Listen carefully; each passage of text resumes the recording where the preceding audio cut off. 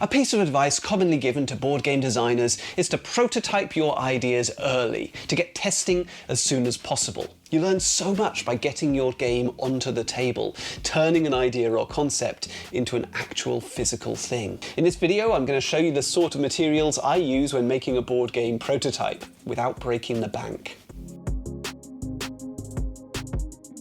I'm Adam Porter, I'm a board game designer from Wales, and on this channel I share my experiences of all aspects of board game design, from ideas and inspiration through playtesting and development, up to the eventual release of the game. If you like what I do, please subscribe, comment, and share the video. So let's kick off with some lovely wooden cubes.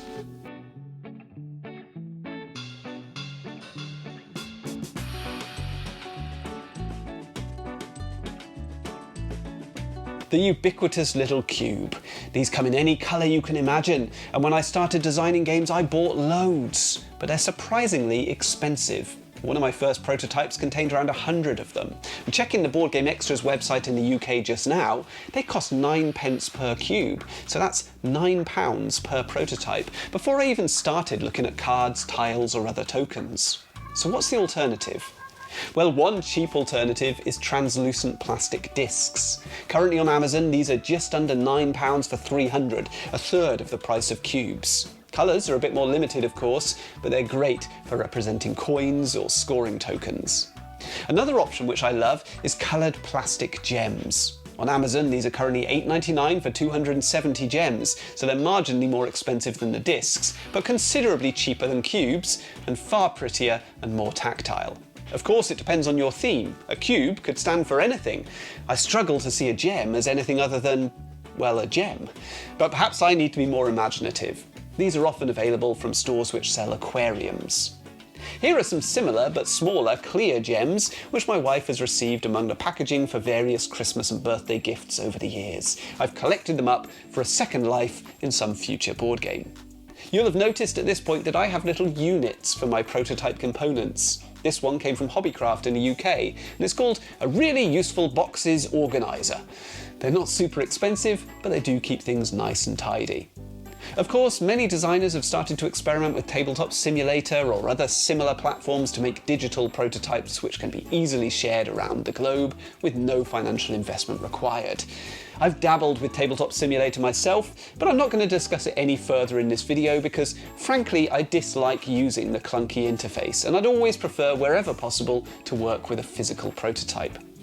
With my favourite games, I'm a sucker for upgraded components. Occasionally I'll purchase nice wooden tokens from companies like MeepleSauce to replace the original components, and the original pieces find their way into my box of prototype pieces. These can be really useful for future projects, especially if the pieces are very generic, like the coloured houses from Power Grid or the wooden cones from Dominant Species. It's less helpful when the components are unique, like the firefighters from Flashpoint Fire Rescue. Now, I've upgraded this game more than once, and the firefighters left behind would be great for another firefighting game should I choose to make one, but the problem is that for any of my projects I'd always need to make multiple copies to give to multiple publishers, so one set of firefighters isn't going to cut it. Nonetheless, I keep them for inspiration. One game which presented me with loads of great components was Stonemeyer's legacy game Charterstone. It was a really enjoyable game, but once my wife and I had finished the campaign, I couldn't see us playing with the altered board again, and it was just a big old box to sit on the shelf. So I stripped out the components for my supply, and there are some lovely pieces in there, not least the hefty metal coins. Frankly, I can't ever see me using these in a prototype. Why waste them when I could use transparent plastic pieces at 3p a disc? So the Charterstone coins are being saved to upgrade a board game that I love. I've occasionally stripped components out of games that I've discarded. This has generally been where the game has been unsellable and undonatable. I picked up a battered old copy of Monopoly from a charity shop once for the purposes of making a video, and that yielded a hefty supply of plastic houses and hotels. The other components, a metal tank, a sailing boat and a parrot, are lovely, but not really of much use because they're unique and I'm always going to need multiples. I had high hopes for a little Japanese game I picked up at Essen called Here Comes the Dog. It was pretty much unplayable. Perhaps I misunderstood something, but I didn't want to inflict the game on anyone else, so I ended up with this nice little supply of wooden dogs and their owners. I'm sure I'll think of a game to utilise them one day. In this drawer, I have a nice selection of fruit-shaped beads. I picked them up in a crafting shop, super cheap, and they'd make excellent components for the right project. Sometimes it's all about being opportunistic, spotting a bargain in an unlikely place. A similar thing happened with these stripy plastic cubes, which make really fun alternatives to the usual plain wooden versions. And I picked up a number of these little gift boxes at a bargain price too, which were perfect for holding prototypes, but didn't take up too much space in my suitcase for trips to Essen. Wooden discs are a similar price to cubes, and available from the same websites, but obviously they get more expensive as the size increases. I picked up this set of poker chips from a charity shop for a bargain price, and there are enough there to make multiple matching prototypes. It's really difficult to cut a neat circle to make a label for discs, so I have 2 circle paper punches at different sizes, which do a really nice job of it. Here are some tokens from a prototype battling game that I've been working on. Talking of labels, here's my pick for the most essential piece of prototyping material that every game designer should have access to. A4 labels, 1 label per sheet. These are easily purchased in any stationery store, and they're so incredibly versatile and much easier than fiddling around with paper and glue. To make tokens, I simply print onto the label sheet. I then use mount board for the token and cut it down to size with a craft knife. Mount board is the thick cardboard used when mounting photographs or paintings. It's just slightly thinner than a Carcassonne tile, and it comes in these A1 sheets. It's hard to cut circular sections of mount board. It's too thick for a circle punch, so I tend to cling on to old circular discs from discarded games. I picked up a game called Coin Quest years ago, and it had many such discs, along with loads of gorgeous felt bags and player screens. I wasn't enamoured with the game, but the components have been really useful for prototyping over the years. Another trick I sometimes use with labels is laminating the sticker sheet after printing on it, but before sticking it to the mount board. I can then peel off the back of the laminated sticker and attach it to the board, creating one matte side and one laminated one. This allows me to write on the board with dry white marker. This was the original prototype for my published game Doodle Rush. Another great thing about mount board is the wide range of colours available. Using different colours is great because you can make tokens with different backs simply by using different coloured sheets of mount board. You can achieve a similar effect with card backs by using coloured sleeves. I tend to print my cards on paper and then slip them into these Ultra Pro sleeves, which come in loads of different colours. It's a really easy way to distinguish different decks in a game, and the card can easily be altered by removing the slip of paper and replacing it with a new one. For a rough and ready prototype, often for the very first playtest, I use blank cards. You can buy a box of about 200 for £10, so they're about 5p each. Nice and easy to write on quickly with marker pen, and they shuffle well too. Let's take a brief musical intermission and appreciate some of the other components I've picked up over the years.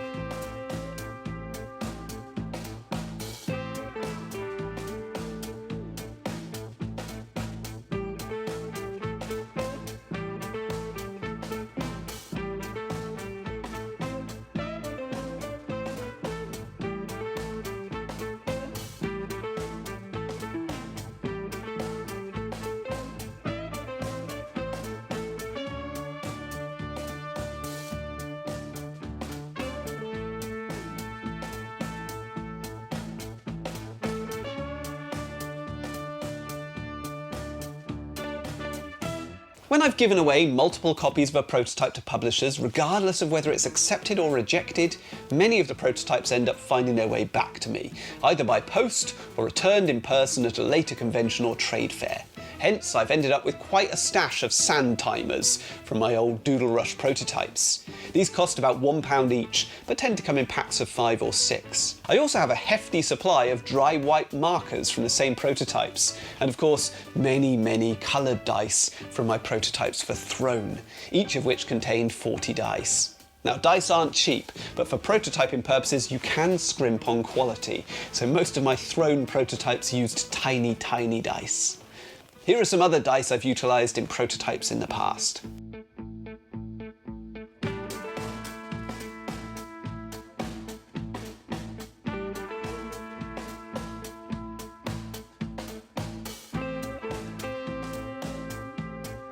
If I need custom dice, I always use these blank plastic dice. In the UK, they're available through an online store called blankdice.co.uk. You can get them in many colours and even in different shapes. Here are some 8-sided examples. You simply print your labels onto A4 sheets, as I've described previously, and cut and paste. I've used these dice many times for different prototypes and always have a ready supply.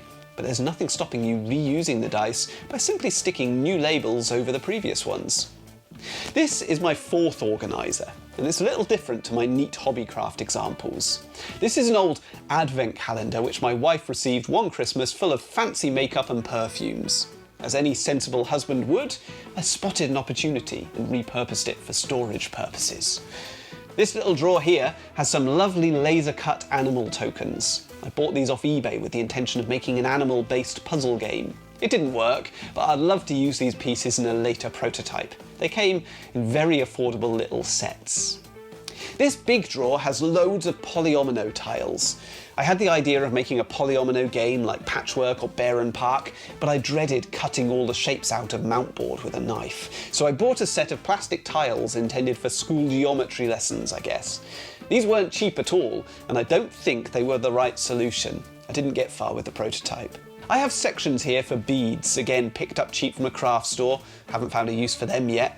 Buttons, which likewise I haven't really found a reason to use, and lots of marbles. I really feel there should be more marble-based games. Potion Explosion and Gizmos are holding the fort, but surely there's untapped potential there. This drawer features an example of how not to do it. In my first ever prototype, I purchased fancy screen-printed meeples to represent the players, and each had their own player power. These were costly to purchase and entirely unnecessary. They really could have been represented by plain meeples or even wooden cubes. I recently started experimenting with these little plastic pegs. They can slot into a hole drilled into a wooden block, or a piece of foam board, again purchased from a craft store. It's really great for a component which isn't going to move. Better than placing a wooden cube, then knocking it off its intended space and not knowing where to return it. You can get these pegs in bulk by buying a children's pegboard craft set. They cost less than 2p per peg. For boxes, I tend to keep anything which is about the right size, of a decent quality, and hasn't got too much garish decoration. I love these little Jo Malone perfume boxes, which my wife occasionally picks up. Great for little card games. VHS video cassette cases are also good for card or dice games. And these magnetised boxes, which I picked up from work, are just perfect for a slightly larger game. They originally contained tooth whitening kits. I'm a dentist, but I love how plain they are. I can simply stick a label over the branding and it's a perfect little package. I recently had a real packaging dilemma, perhaps you can help me. My game involves flicking discs across a board, and I want to create a prototype with a smooth surface to flick on, which can be shrunk down to fit into a portable box to transport to trade fairs. Looking at comparable games, Pitch Out has no board at all, it simply uses the tabletop as the board. This doesn't work for my game because certain areas need to be marked. Safranito and Catacombs both feature folding boards, and they're beveled so that the crease doesn't interfere with the movement of the discs. I've found this impossible to replicate in a homemade prototype using folded mountboard, ordinary cardboard, or even paper. A crease always interferes. The third alternative is to use a system like Flick of Faith's with a rolled up neoprene mat. Now, custom printed neoprene is too expensive to use in multiple prototypes, so I've opted to use wallpaper, which is cheap, rolls up well, but is of a good thickness. An alternative approach was to use a cheap, wipeable tablecloth material. I was hoping this would fold without leaving creases, but it doesn't really work, so it still needs to be rolled. The problem is that this means the prototype needs to be contained in a large tube, bigger than I really want to transport, and the mat still needs to be blue tacked to the tabletop to keep it flat. Are there any better solutions that I'm missing? Well, there's a neat little demonstration that board game design isn't all about thinking of clever gameplay systems and balancing cards and characters. Sometimes it's a simple practical problem and a touch of arts and crafts. Here's another example from a few years ago when I was struggling to find an affordable card holder which could collapse and fit into a small box for the prototype which went on to become my trick-taking card game Pikoko. One thing prototyping is not about is polished art. If you're paying for art before pitching your game, you're most likely wasting your money and potentially hindering the game actually getting published. There's a massive amount of Creative Commons art available on the internet which you can use for free. Hand-drawn amateurish scribbles work fine too. A publisher is not going to be drawn into publishing your game because it looks pretty. Artwork is expensive to commission, in most cases probably more expensive than any rewards you'll see through royalties. And truthfully, having final art in place before pitching can actually put publishers off. They'll most likely want to change the artwork and potentially even the theme of the game to fit into their range. This isn't an absolute, of course. I have known games to be picked up with the art already in place, but this is very much an exception to the rule. If you want to learn more about the board game industry, click the link above. And until next time, all the best.